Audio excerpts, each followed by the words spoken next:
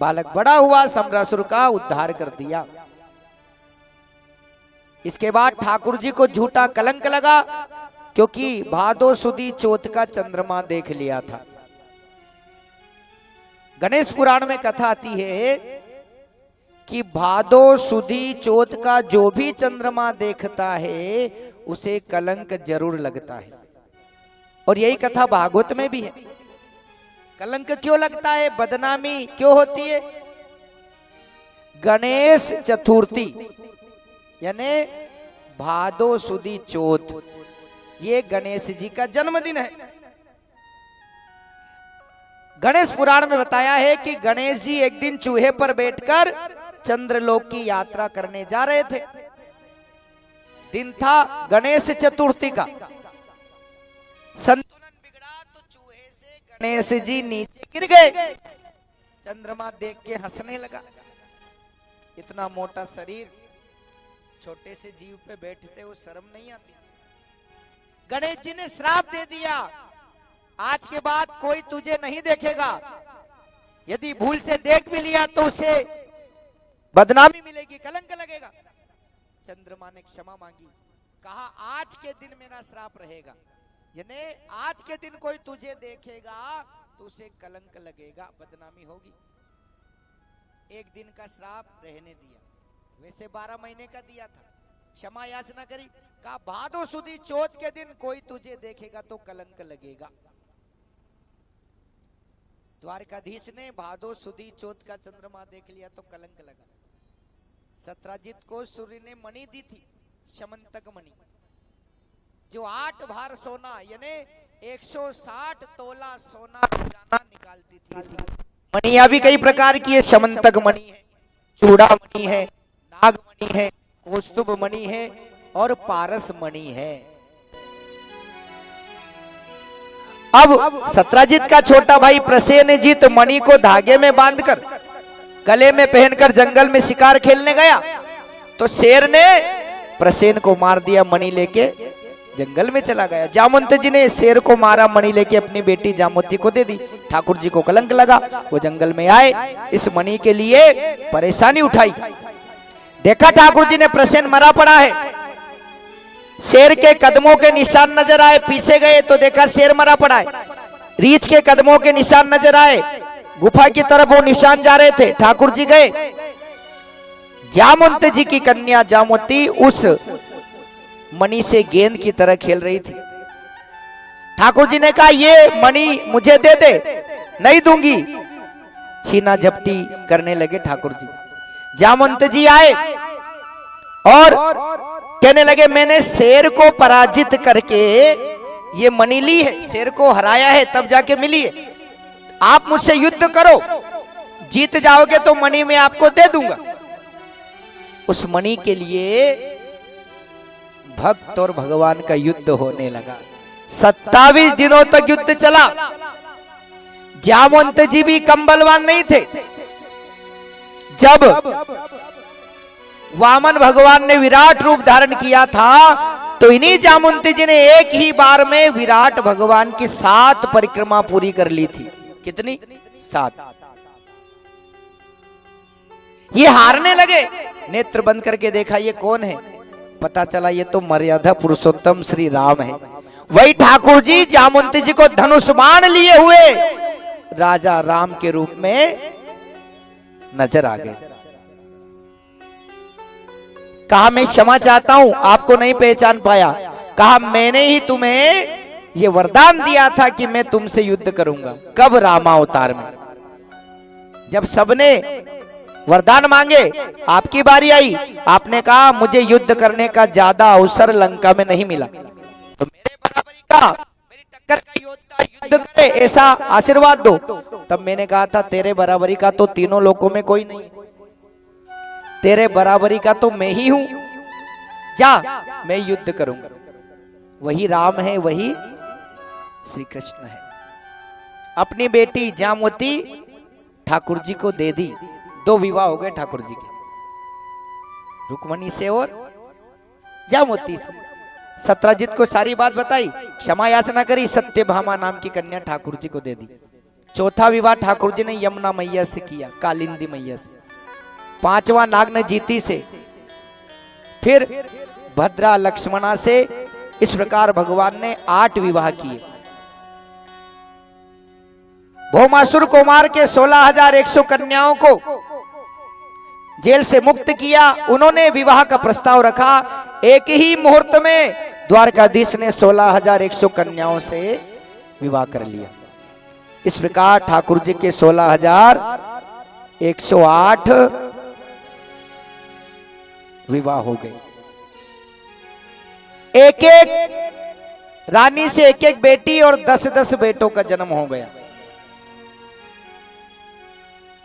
इसके बाद में सुखदेव जी महाराज ने कहा कि नारद जी ने भगवान के गृहस्थ धर्म का दर्शन किया। नारद जी आए और नारद जी ने ठाकुर जी से कहा कि एक बार मैंने विचार किया था विवाह करने का, कब विश्व मोहिनी के समय आपसे हरि मुख मांगा था तो आपने बंदर का मुख दे दिया था। वैसे बंदर को भी हरि कहा गया है। और मुझे कहा था ग्रह कारज नाना जंजाला ते अति दुर्गम सेल विशाला। घर गृहस्थी में नाना प्रकार के जंजाल है, तुम तो मेरा भजन करो। मुझे एक पत्नी नहीं रखने दी और अब खुद 16,108 पत्नियां लेके बैठे हो। नारद पुराण में बताया है।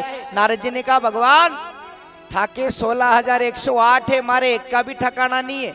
ऐसी करो एकाध मोहे दे दो, मारो भी घर बस जागो। भगवान बोलिया जा, जनी कमरा में मुंह नगानी वही थारी पत्नी। नारद जी ने सोची मजा आ गया, भगवान तो एक कमरा में होगा, 16,107 कमरा तो खाली होगा, कोई ना कोई तो तैयार हो ही जाएगी।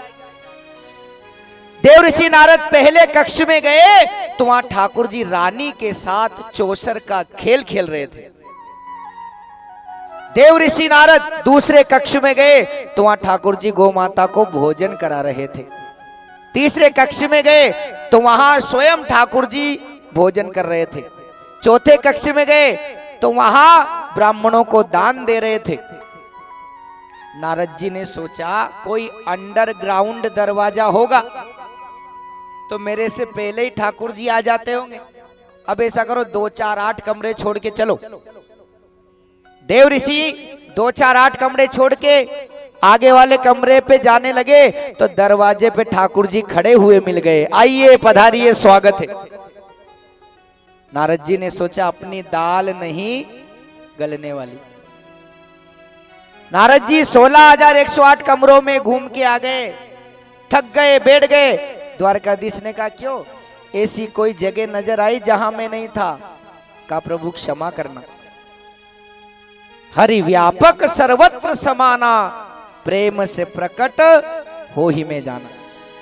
नाहं बसामि बैकुंठे योगिनां हृदयेव न च मद्भक्ता यत्र गायन्ति तत्र तिष्ठामि नारद। जहां मेरे भक्त मेरा गायन करते मैं तो वहीं रहता हूं। तो रानियां तो ठाकुर का गुणगान किया करती। इसके बाद में उषा अनिरुद्ध का प्रसंग सुखदेव जी ने सुनाया। राजा नृग ने एक गाय गलती से दोबारा दान में दे दी थी, गिरगिट की योनि मिली, वो प्रसंग सुनाया। फिर राजसु यज्ञ में सारे राजाओं को पराजित करने के लिए भगवान चिंतित थे क्योंकि जरासंध पराजित नहीं हो पाया। ब्राह्मण का भेष भगवान ने, भीम ने, अर्जुन ने बनाया, युद्ध की भिक्षा मांगी और भीमसेन के द्वारा जरासंध का उद्धार करवाया। अब यज्ञ में पहले किसकी पूजा हो? नाम आया ठाकुर जी का। शिशुपाल ने विरोध किया, 100 गालियां दी। भगवान ने कहा बस, तेरी मां को जो मैंने वचन दिया था वो पूरा हो गया। ये शिशुपाल भगवान की भुआ का लड़का था। इसका जन्म हुआ था ना तो 4 हाथ थे, 3 आंखें थी। अजीब सा ये बालक था। ब्राह्मणों ने कहा, सुनो मैया, जिसकी गोद में जाने से इसके 2 हाथ गायब हो जाएंगे, 1 आंख चली जाएगी, वही इसको मारेगा। तो शिशुपाल की मैया जो भी आता ना उसकी गोद में शिशुपाल को रख के देखती, लेकिन 2 हाथ गायब नहीं हुए, 1 आंख नहीं गई। ठाकुर जी आए, ठाकुर जी की गोद में रखा, गोद में रखते ही 2 हाथ गायब हो गए, 1 आंख गायब हो गई। कहा यही मारने वाला है। तो वचन लिया था कि 100 गलती भी रोज करे तो माफ कर देना। कब हुआ जी कर दूंगा, पर 100 के बाद मैं सहन नहीं करूंगा। 100 गालियां उठते ही देता था ये भगवान को। उठते ही अपन चाय पीते ना, न्यूज़पेपर पढ़ते ना, उठते ही गालियां देता। आज 101 गाली दी। भगवान ने कहा बॉस, सीमा का उल्लंघन मत करो शिशुपाल, शिशुपाल रुक जाओ, शिशुपाल मान जाओ। ठाकुर जी को क्रोध आया, इसने 101 गाली दी। अपने सुदर्शन चक्र से ठाकुर जी ने शिशुपाल का मस्तक धड़ से अलग कर दिया। बोली बांके बिहारी लाल की। उंगली कट गई, रक्त गिरने लगा। 16,108 रानियां फटा पुराना कपड़ा ढूंढने गई। द्रौपदी खड़ी थी, साड़ी का पल्लू फाड़ा और ठाकुर जी की उंगली में पट्टी बांधी। तब ठाकुर जी ने कहा, ये नया वस्त्र, ये नया चीर, ये कपड़ा क्यों फाड़ा तूने? जरा सी चोट के लगने पर ये चीर बिगाड़ा क्यों तूने? तब द्रौपदी ने कहा, हे श्याम तिहारे जो आए काम। बड़ी सुंदर बात कही, एक एक शब्द अनमोल है, ध्यान दीजिएगा। द्रौपदी ने कहा, हे श्याम तिहारे जो आए काम, तो काट दूं नसें मेरी, ये तो रेशम के धागे हैं। मेरी नसें भी तेरे काम में है तो काट दूंगी, ये तो रेशम के धागे हैं। हे श्याम तिहारे जो आए काम, तो काट दूं नसें मेरी, ये तो रेशम के धागे हैं। धागे भी क्या अभागे, न दुल्हन की साड़ी है, न दुल्हे के पागे हैं। ये धागे भी अभागे हैं, न तो दुल्हन की साड़ी है, न दूल्हे की पगड़ी है। धागे भी क्या अभागे, न दुल्हन की साड़ी है, न दुल्हे के पागे हैं। मैंने कब फाड़ा चीर, ये श्याम सुंदर, मैंने चीर नहीं फाड़ा। मैंने कब फाड़ा चीर, धागे देखत ही पीर, मेरा चीर छोड़ भागे हैं। मैंने चीर नहीं फाड़ा, तुम्हारी उंगली में से रक्त गिर रहा था, ये धागे अपने आप निकल के तुम्हारी उंगली में लिपट गए। मैंने कब फाड़ा चीर, धागे देखत ही पीर, मेरा चीर छोड़ भागे हैं। हे वो बड़े अभागे जो बढ़े नहीं हैं आगे। वो धागे अभागे हैं जो आगे नहीं बढ़े। हे वो बड़े अभागे जो बढ़े नहीं हैं आगे, और भाग उन्हीं के जागे हैं जो कटी उंगली में लागे है। तब ठाकुर जी ने कहा, बहन मैं किसी का ऋण नहीं रखता, उधार नहीं रखता, समय आने पर ऋण चुका दूंगा। जब द्रौपदी की लाज लूटी जा रही थी, ठाकुर जी देर से क्यों आए? द्रौपदी ने कहा भी था कि पहले केस खिंचाए के, पाछे बढ़ायो चीर, आयो लाज गंवाई के, आखिर जात अहीर। लेकिन ठाकुर जी देर से क्यों आए? द्रौपदी को अपने 5-5 पतियों का अभिमान था। 5-5 पति बैठे हैं, पतियों की गर्दन झुक गई। द्रौपदी को भीष्म पितामह का अभिमान था।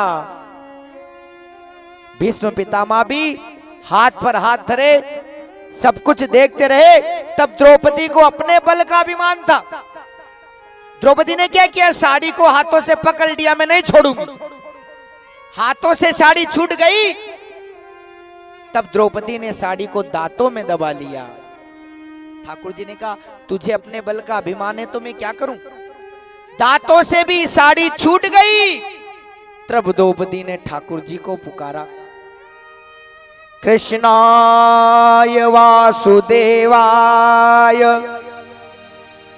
हरये परमात्मने प्रणत क्लेशनाशाय गोविंदाय नमो नमः।